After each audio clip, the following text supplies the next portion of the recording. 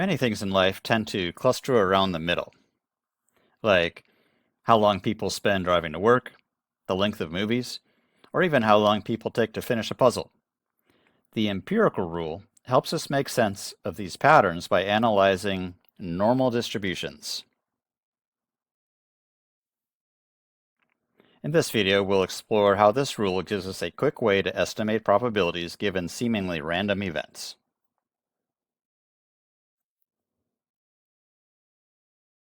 Here we have a normal distribution with a mean of 26 and a standard deviation of 2. Notice that the mean is in the middle and that I've scaled the axes or the axis by 2's, so adding 2 to the right and subtracting 2 to the left to match the standard deviation, which will be more important on the next slide. Now, one really helpful thing about normal distributions is that the area under the curve over a region tells us the probability of an event happening. For instance, notice that half of the graph to the left of the mean is shaded. So the probability of getting an outcome less than the mean is 50%. Nothing earth-shattering here, but you might see where I'm going with this.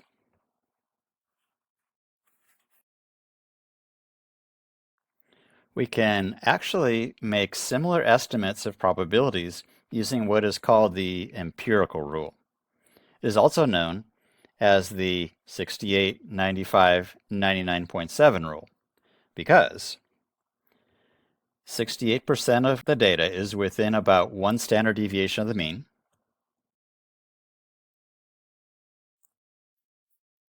95% of the data is within about 2 standard deviations of the mean. And almost 100%, we'll say 99.7% of the data is within 3 standard deviations of the mean.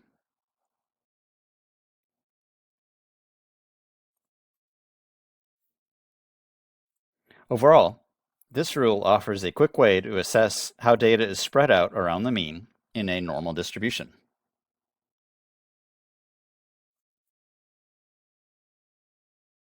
So let's practice using the 68, 95, 99.7 rule.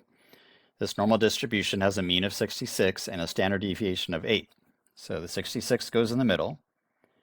And we're wondering what percent of the data are between 58 and 74. Well, let's use our standard deviation here to finish scaling the axis. So we have 66 plus 8, well, that's 74. And notice that's one of the numbers we were looking for, so we're going ahead and stop scaling on the right. And now we'll subtract 8 from 66. And 66 minus 8 is 58. And that's the other number we were looking for. So we don't need to scale any more to the left. So we went 1 standard deviation to the right and 1 standard deviation to the left. Well, that tells us that 68% of the data is between 58 and 74. Because the 68, 95, 99.7 rule tells us that about 68% of the data is within 1 standard deviation of the mean.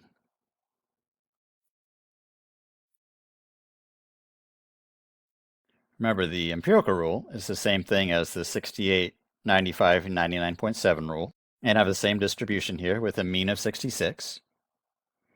And we're going to add 8, and notice we have to get out to 90. So I'm going to add 8 again. Still not there. Add 8 again. There's our 90. Now we're going to subtract the standard deviation to get 58. We need to go further. Subtract 8 again, and subtract 8 again to get our 42. All right, so we had to go out 3 standard deviations this time, in both directions. So according to the empirical rule, 99.7% of the data is within 3 standard deviations of the mean. So 99.7% of the data are between 42 and 90.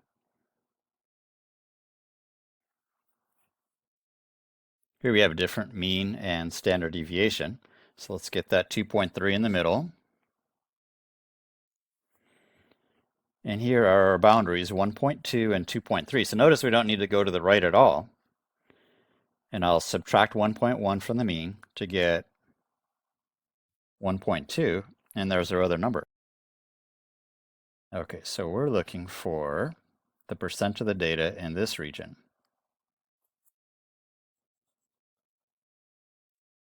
Well, we know that 68% of the data are within one standard deviation of the mean. Well, here we've only gone in one direction, so that will be half of 68%. So we have 68 divided by 2 equals 34. So since we only went one standard deviation in one direction, it'll be half of 68%. So 34% of the data fall between 1.2 and 2.3.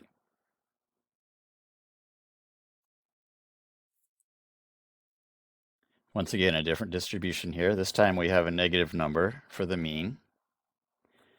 And we're looking for the percentage of the data in between negative 6.6 and negative 4.5. So both of those are to the left. So let's start scaling in that direction. All right, so I subtract 2.1 to get negative 4.5. There's one of our endpoints. And we'll keep going. I'll subtract 2.1 again to get negative 6.6. And that is the other endpoint. So I'm looking for the percent of the data between these two numbers, so in this interval. All right, well, we know that 68% of the data are within one standard deviation of the mean. And half of that is 34. So in this region here, we have 34% of the data. That's not helping us because we want this region. Well, within two standard deviations of the mean, that's 95% of the data.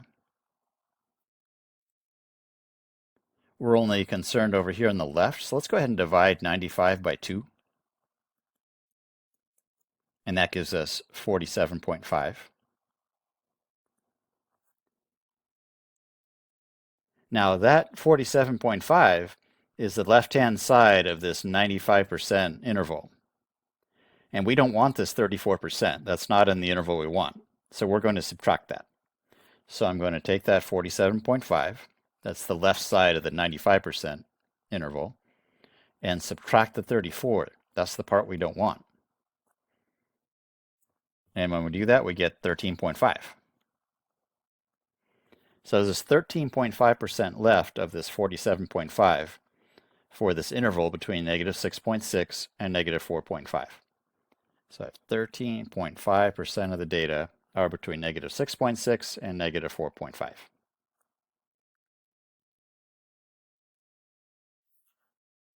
Here we have another normal distribution. So we have negative 0.9 in the middle. Here's our interval, negative 5.5 to 1.4. So that's to the right and to the left. So let's go to the right first. We're going to add 2.3. And when we add negative 0.9 and 2.3, we get 1.4. That's convenient because that's one of our endpoints. So now we'll go to the left, subtracting 2.3 each time. Negative 0.9 minus 2.3, that's negative 3.2. So we're not all the way there yet. We'll subtract it again. And this time we get negative 5.5, the other endpoint. So we're looking for the percent of the data in this interval here, from negative 5.5 over to 1.4. Well, let's first work with the 95% interval. So we know that 95% of the data, or about 95%, is within two standard deviations of the mean. And if we take half of that, we get 47.5%. So that's this part here of that region we want. We're still missing this part. So let me show the math here. That was 95 divided by 2 is 47.5. So the left-hand side of the 95% interval, so this part here, is 47.5% of the data. Now we need this region here, Well, that's half of the 68% interval. So I have 68 divided by 2 is 34. So this region here is 34%. So one way to figure out what percent of the data are between negative 5.5 and 1.4 would be to add 47.5 and 34. And that gives us 81.5% of the data. Now, problems like this are a little bit of a puzzle, and there's more than one way to go about getting this answer. We could have used a subtraction method instead of an adding method. But in this case, we added the left side of the 95% interval and the right side of the 68% interval.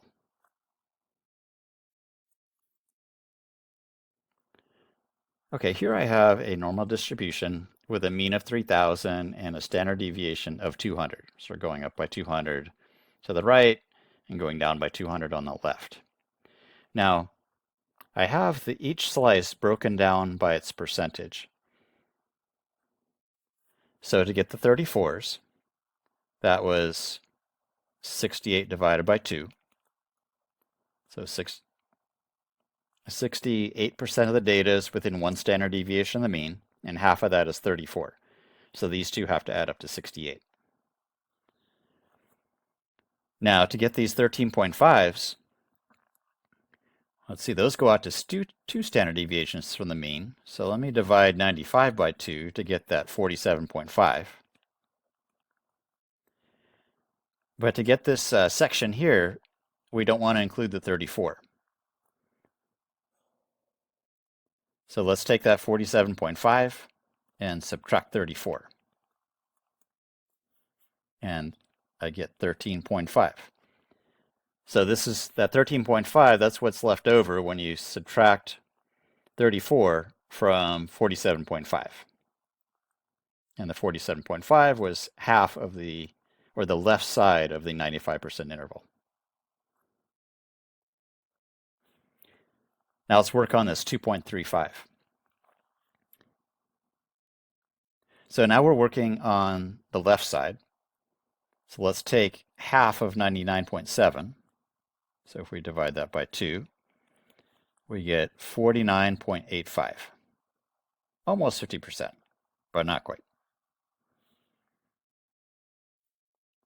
Now we'll take that 49.85, and to get this section here, we don't want the 13.5 and we don't want the 34, because the 49.85, that included all of that. So I'll take the 49.85 and subtract the 34 and also subtract the 13.5. And when we do that, we get 2.35. So there's, of the 49.85% on the left side here, there's only 2.35% left after subtracting out the 13.5 and the 34. Now, out here in the tail, there's hardly any outcomes out there, but there are a few. Now, there's different ways we could calculate that. We could start with the 100. So there's 100% of the values underneath the whole curve, and subtract 99.7. And when we do that, we get 0.3. So outside of 3 standard deviations from the mean, including both tails, we've got 0.3%. Now, we only want, for the left side, we only want half of that, because those two tails together have to add up to 0.3. So let's take that 0.3 and divide by 2, and we get 0.15. So in each tail, there's 0.15% of the data. So to answer this question here, what percent of the data are less than 2,600? Well, let's see, that would be these two regions here. So that would be 2.35 plus 0.15. And we add those together, we get 2.50%, or 2.5% are less than 2,600. Now, there's other ways we could have gotten that number, but we use this example here to show how each section is broken down. You may want, if you're going to be doing some homework with problems like these, you may want to take a picture of this chart here to have it handy.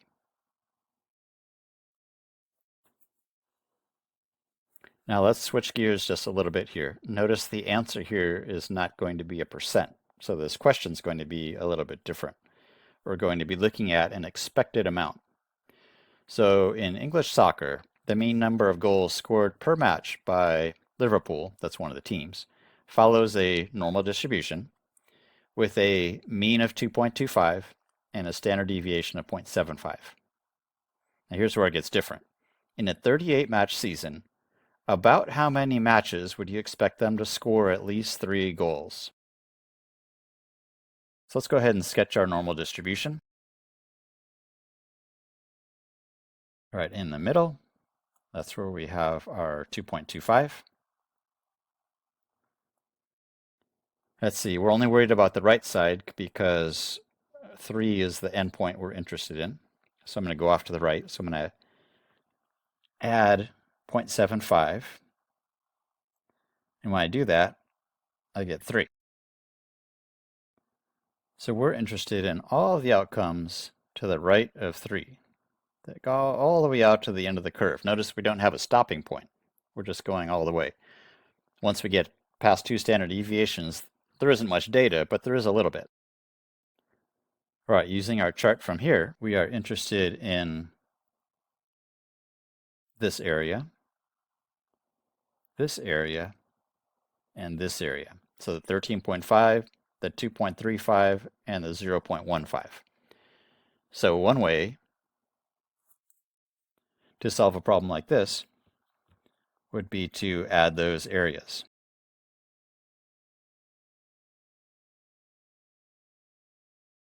Before I get that number, let me get those on the graph here. So if I go out one more standard deviation, that would be 3.75. And then out to the third standard deviation, that would be 4.5. So this region here, that was the 13.5. This region here, that was the 2.35. And the very end here out in the tail, that's our 0.15. So I added those 3 areas up to get 16. Now, that's not the answer to the question, because this is a percent. So we're expecting them to score at least 3 goals in 16% of the matches. So we need to find 16% of 38, because there's 38 matches. So that'll be 38 times 16%, or times 0.16. And when we make that calculation, it's equal to 6.08. So we would expect them to score at least 3 goals in about 6 matches out of the 38 match season. So notice the difference in this one. The answer was not a percentage. We still found the percentage of the data that's in the regions involved. That's where we added these 3 areas together. That told us that in about 16% of the matches, they score at least 3 goals. And then we needed to find 16% of the total number of matches. And that's how we got this estimate of about 6 matches where they score at least 3 goals.